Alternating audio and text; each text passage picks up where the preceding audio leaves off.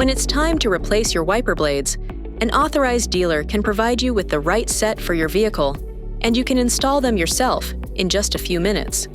There are a few variations of wiper blades depending on your vehicle, but regardless of type, start by raising the wiper arm off the glass to the full-up position.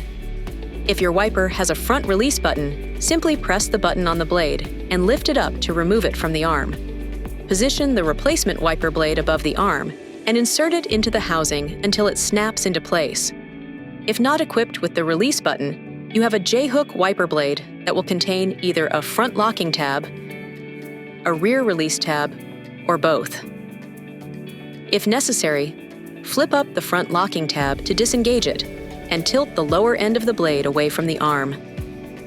If the rear release tab is present, use one finger to push down on it toward the wiper arm, while using the other hand to push the blade away from the J-hook and toward the windshield. Now, position the replacement wiper blade under the J-hook and insert the bracket into the hook through the opening under the tab. Slide the wiper up into the hook and then snap the front tab into the locked position if necessary. When finished replacing the blade, lower it back onto the glass and repeat the process on the other side. If your vehicle has a rear wiper, just lift the pivot cap on the rear arm and then raise the arm off the glass. Tilt the lower end of the blade away from the arm to unsnap it from the pivot pin in the blade holder. Now, install the replacement wiper blade's pivot pin into the blade holder and press the blade until it snaps into place.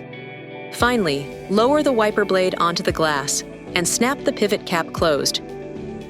This video is not intended to take the place of your owner's manual. For complete details and other important safety information, please see your owner's information.